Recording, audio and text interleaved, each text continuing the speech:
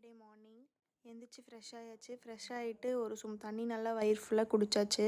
தண்ணி குடிச்சிட்டு ஒரு 15 to 30 மினிட்ஸ்க்கு அப்புறம் பிரேக்ஃபாஸ்ட் சாப்பிடுங்க. நான் பிரேக்ஃபாஸ்ட் முடிச்சுட்டு தலைக்கு கொஞ்சம் எண்ணெய் வைக்கலாம் அப்படின்னு சொல்லிட்டு வந்துட்டேன். தலை ஃபுல்லாக பொடுகாயிருச்சு. கோயம்புத்தூர் அம்மா வீட்டுக்குன்னு போய் தண்ணியெல்லாம் மாற்றி குளிச்சு தலை ஃபுல்லாக பயங்கர பொடுகாயிருச்சு. 1 மந்த் முன்னாடி தான் பொடுகை கிளியர் பண்ணேன். பட் இப்போ மறுபடியும் சிவியராக வந்துருச்சு.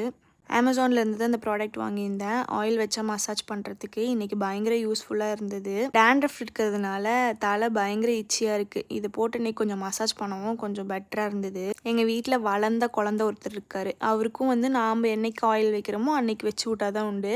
அவரே வைக்க மாட்டார். அவருக்கும் வச்சு நல்லா மசாஜ் பண்ணி விட்டுட்டு சரி வீடு இன்றைக்கி கொஞ்சம் க்ளீன் பண்ணலாம் அப்படின்னு சொல்லி யோசிச்சுட்டு இருந்தேன். எந்த இடத்த ஃபஸ்ட்டு க்ளீன் பண்ணலாம் அப்படின்னு யோசிக்கும் போது டக்குன்னு என்னோடய ட்ரெஸ்ஸிங் டேபிள் தான் மைண்டுக்கு வந்தது. 2 நாளாக என்னமோ தான் ஊருக்கு போயிருந்தேன். ட்ரெஸ்ஸிங் டேபிள் அப்படியே தலையில் தான் திருப்பி போட்டு வச்சுருக்காங்க. சரி அதை இன்றைக்கி க்ளீன் பண்ணிடுவோம் அப்படின்னு சொல்லிட்டு க்ளீன் பண்ணிட்டுருந்தேன். அது என்னன்னே தெரில, க்ளீனிங் பண்ணுற அன்றைக்கி மட்டும் டைம் எப்படி போகுதுன்னே தெரில. ஒரு 1:30 பக்கம் இந்த ட்ரெஸ்ஸிங் டேபிளை க்ளீன் பண்ணுறதுக்காக உட்காந்துருந்தேன். டக்குன்னு பார்க்கும்போது டைம் 3:30 ஆயிடுச்சு. நாம் என்னமோ ஒரு 1 hour 2 hours ஸ்பெண்ட் பண்ணி இந்த ட்ரெஸ்ஸிங் டேபிள்லாம் க்ளீன் பண்ணி வைக்கிறோம். ஆனால் அது ஒரு 2 டேஸ்க்கு அப்புறம் மறுபடியும் பழைய நிலமையில் இருக்கும்போது பார்க்குறதுக்கு எவ்வளோ கடுப்பாக இருக்கும் தெரியுமா?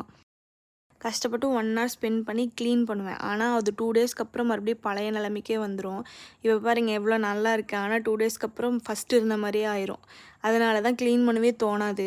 அப்படி மெஸ்ஸியாக இருந்தாலும் நல்லா இருக்காதுன்னு சொல்லிட்டு க்ளீன் பண்ணி வச்சுருவேன் நான் அப்பப்போ. இன்றைக்கி பிளான் என்னவோ வீடு ஃபுல்லாக க்ளீன் பண்ணுறது தான். ஆனால் அந்த ட்ரெஸ்ஸிங் டேபிளை க்ளீன் பண்ணியே நாள் ஓடி போச்சு. சரின்னு சொல்லி வீட்டை பெருக்கிட்டு ஃப்ரெஷ்அப் ஆகிட்டு டின்னர் செய்ய போயாச்சு. சமைக்கிறத விட என்ன சமைக்கிறதுன்னு யோசிக்கிறது தான் பயங்கர கஷ்டமான வேலையாக இருக்கும்.